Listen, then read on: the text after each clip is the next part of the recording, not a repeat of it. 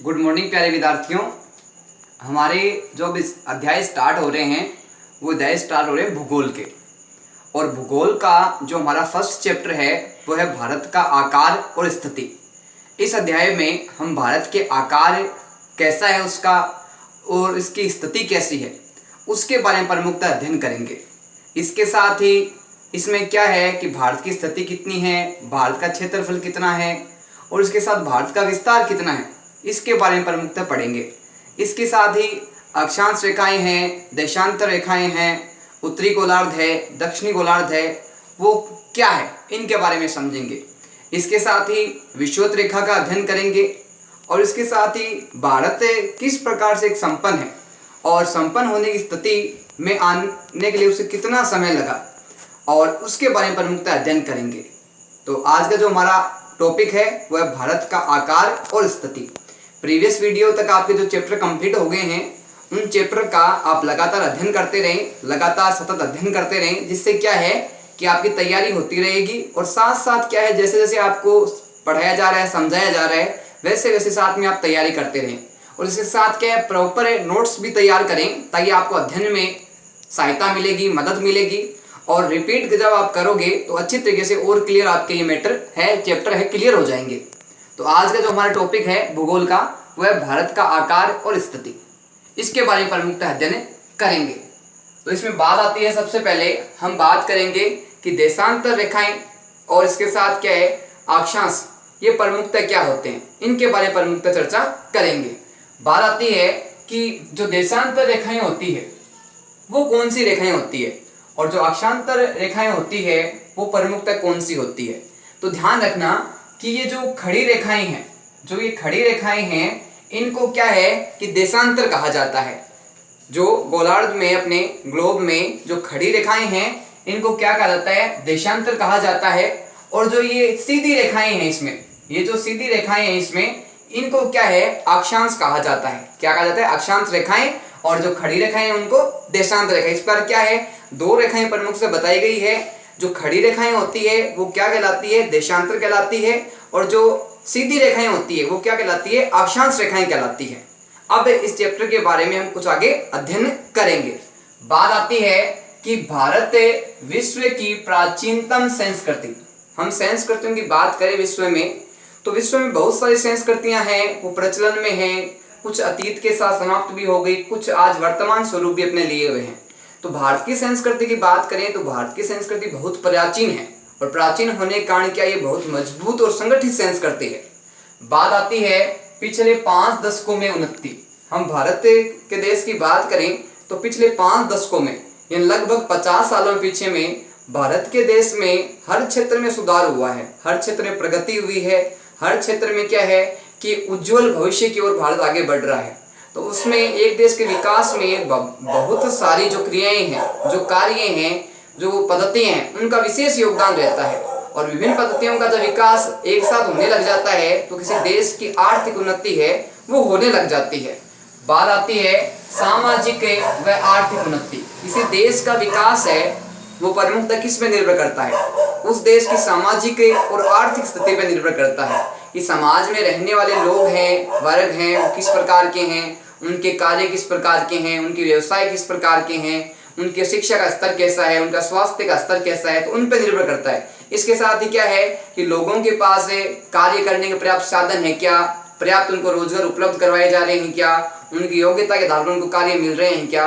तो इस प्रकार क्या है कि देश की जो स्थिति है वो प्रमुख रूप से क्या है सामाजिक और आर्थिक उन्नति पर निर्भर करती है। और भारत में पिछले 5 दशकों में कहा जाए तो आर्थिक और सामाजिक क्षेत्र में पर्याप्त रूप से क्या उन्नति हो रही है। बात आती है कृषि में सुधार। हम बात करें कि भारत है वो प्राचीन समय में से क्या है कि प्रमुखतः एक कृषि उत्पादक देश रहा है। यहाँ के अधिकतर लोगों का जो प्रमुख व्यवसाय था पहले वो कृषि था और कृषि के द्वारा क्या है लोग अपनी आजीविका का साधन प्रमुख रूप से करते थे। इस प्रकार गाँव के अधिकतर लोग हैं उनका प्रमुख जो कार्य था कृषि था। और भारत एक कहा जाए तो हर प्रकार से सुख संपन्न और वैभवशील देश कहा गया है। बात आती है उद्योग में सुधार। उद्योग में क्या है कि जैसे जैसे कृषि क्षेत्र में सुधार हुआ उत्पादन अधिक बढ़ने लग गया और उत्पादन अधिक बढ़ने के कारण क्या हुआ कि कच्चा माल प्राप्त हुआ, और कच्चा माल प्राप्त होने के कारण क्या है, जो उद्योग धंधे हैं, बड़ी बड़ी मशीनरियां हैं, उसमें क्या है, अधिक कार्य होने लगा, कम समय में अधिक लाभ प्राप्त होने लगा, लोगों को रोजगार मिलने लग गए। बात आती है तकनीक में सुधार। हमें परंपरागत तकनीक और नवीन तकनीक की बात करें तो कुछ बातें स्पष्ट होती है। जब हम प्राचीन तकनीक को छोड़ के नवीन तकनीक को अपनाते हैं, नवीन नियमों को अपनाते हैं, तो क्या है, अपने देश की आर्थिक स्थिति में लगातार गति होती है। और अगर आप प्राचीन पद्धतियों को अपनाते रहते हैं तो जिस गति से हम विकास चाहते हैं, जिस गति से प्रगति चाहते हैं, वैसा नहीं हो पाता। तो भारत में वर्तमान समय अगर बात करें तो कृषि के क्षेत्र में, तकनीक के क्षेत्र में, उद्योग के क्षेत्र में, हर सामाजिक आर्थिक क्षेत्र में क्या है, भारत हर प्रकार से उन्नति कर रहा है, प्रगति कर रहा है। सर्वांगीण विकास, सर्वांगीण आर्थिक विकास, यानी एक व्यक्ति का सिर्फ सामाजिक, धार्मिक, नैतिक विकास होने के साथ क्या है कि सभी प्रकार से क्या है कि जो धार्मिक हो, चाहे आर्थिक हो, चाहे सांस्कृतिक हो, किसी प्रकार से जो विकास होता है, वो सभी विकास जब होते हैं तो उनको क्या कहा जाता है, सर्वांगीण विकास कहा जाता है। तो सर्वांगीण विकास के द्वारा क्या है, एक व्यक्ति, एक राज्य और एक देश और एक समाज का क्या है, पूर्णतः विकास होता है। तो एक प्रकार से हम कहा जाए तो विकास एक साथ नहीं होता, विकास है वो धीरे धीरे लगातार क्रम से होता रहता है। तो भारत में भी ये स्थिति देखने को मिलती है। बात आती है भारत की स्थिति। भारत की जो स्थिति है वो विश्व में किस प्रकार से है, उसके बारे में प्रमुखतः हम चर्चा करेंगे, और भारत का जो पृथ्वी में गोलार्ध की दृष्टि से उसके बारे में भी अध्ययन करेंगे। बात आती है, भारत एक विशाल देश है। भारत देश की अगर बात करें तो जनसंख्या की दृष्टि से भारत एक क्या है कि विश्व का एक बड़ा देश है, जिसमें क्या है, जनसंख्या अधिक है, और जनसंख्या अधिक होने के कारण क्या है कि उसमें पॉपुलेशन है उसको नियंत्रित करने का प्रयास किया जा रहा है। बात आती है, भारत स्थित है उत्तर गोलार्ध में।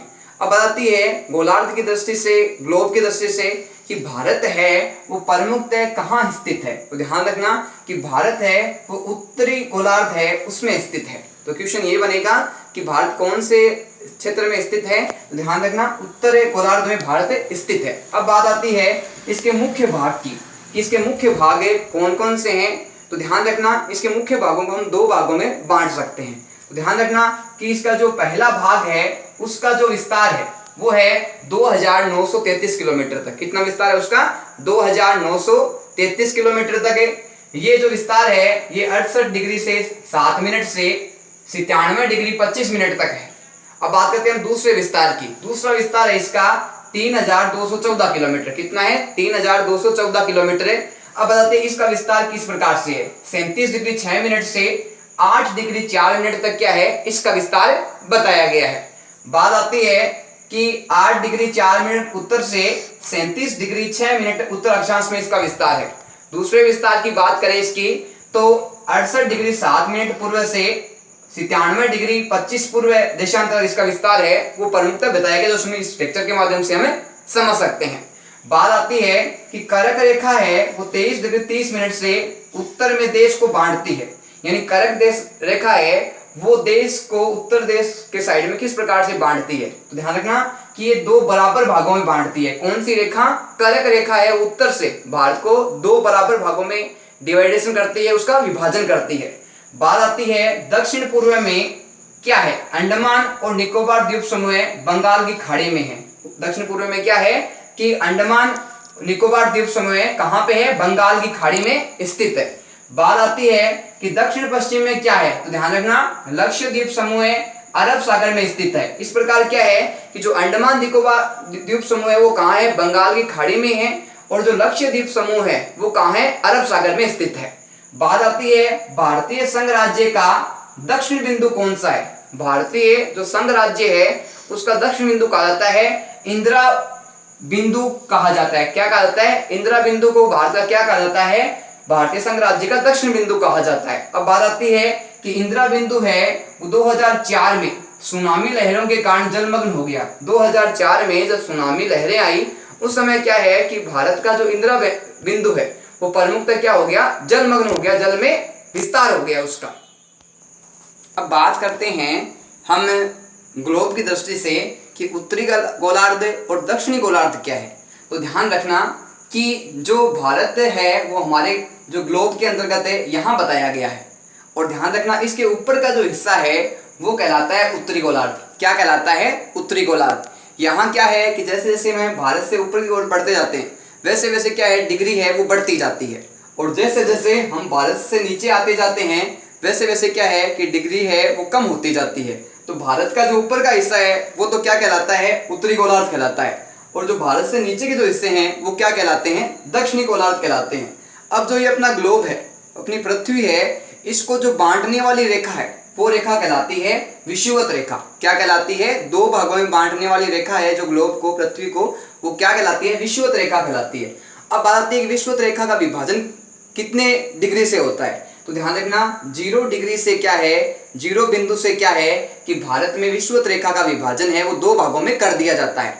अब बात करते हैं हमें भारत के आकार की, यानी भारत का जो आकार है उसका विस्तार है वो कितना है, और उसके साथ ही जो आकार है वो विश्व में कितने प्रतिशत है उसका भारत का, इसके बारे में प्रमुखतः बातें करेंगे। बात आती है कि भारत का कुल क्षेत्रफल कितना है। तो ध्यान रखना 32,87,000 है वो भारत का क्या है, क्षेत्रफल है। भारत इतना बड़ा विस्तृत है, फैला हुआ है, और इसका जो विस्तार है, क्षेत्रफल कितना है, 32,87,000 किलोमीटर बताया गया है।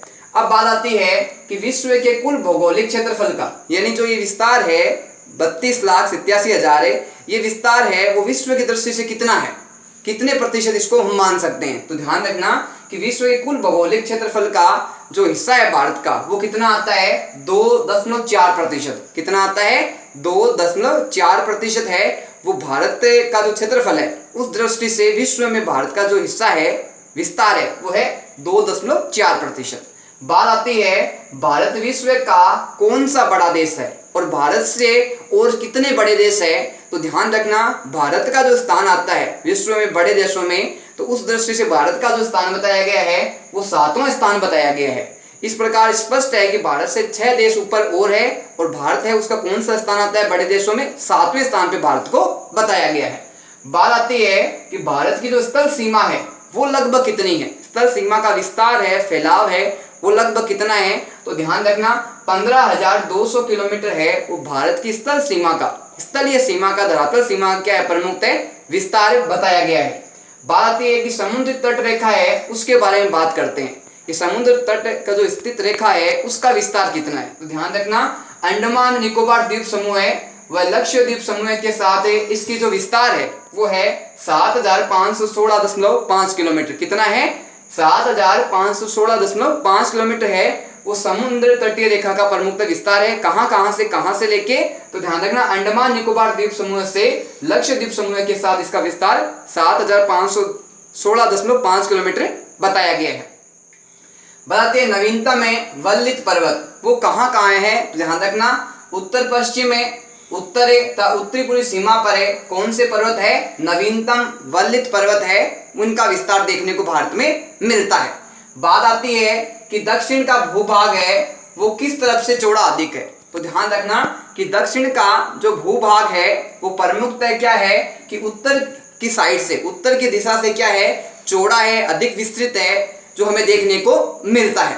बात आती है कि 22 डिग्री उत्तरी अक्षांश से हिंद महासागर की ओर, जहां हमने बात की विस्तार कहां से है, फैलाव कहां से है, तो दक्षिण का भूभाग है उत्तर में क्या है, चौड़ा है। अब हम बात करते हैं कि 22 डिग्री उत्तरी अक्षांश से जो हिंद महासागर की ओर जो इसका हिस्सा है वो संकड़ा है, यानी वो आपस में चिपका हुआ है, उसका विस्तार कम है। जबकि ऊपर वाले बात दक्षिण भूभाग की करें तो उसका विस्तार अधिक है।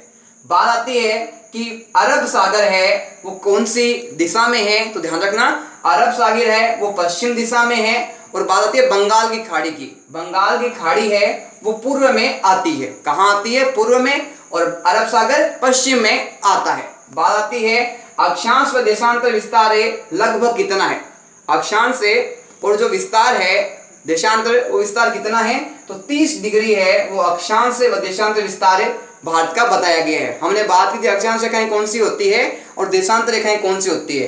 तो देशांतर रेखाएं होती है वो तो क्या है कि खड़ी रेखाएं होती है, और जो अक्षांश रेखाएं हैं वो सीधी रेखाएं प्रमुखतः बताई गई है। बात आती है कि भारत के पूर्व में पश्चिम का विस्तार उत्तर दक्षिण के विस्तार की अपेक्षा कम है। भारत के पूर्व दिशा की अगर बात करें तो उसमें जो विस्तार है वो पश्चिम का विस्तार है वो उत्तर के विस्तार की अपेक्षा कम दिखता है। अब बात आती है कि गुजरात से अरुणाचल प्रदेश की स्थानीय समय में अंतर कितना है। गुजरात और हम अरुणाचल प्रदेश के जो समय में बात करें तो अपना जो गुजरात आता है वो इस दिशा में आता है। और बात करते हैं हम अरुणाचल प्रदेश की, तो अरुणाचल प्रदेश है वो 97 डिग्री 25 मिनट की ओर आता है। तो इसमें जो समय का अंतर बताया गया है गुजरात है और अरुणाचल प्रदेश में, तो इस समय का जो अंतर देखने को मिलता है वो प्रमुखतः 2 घंटे का अंतर देखने का मिलता है। इसका प्रमुख कारण क्या है कि 68 डिग्री 7 मिनट है और यहाँ क्या है 97 डिग्री 25 मिनट है। इस कारण क्या है कि ये विस्तार है प्रमुखतः देखने को गुजरात और अरुणाचल प्रदेश में क्या है कि 2 घंटे का विस्तार प्रमुखतः देखने को मिलता है।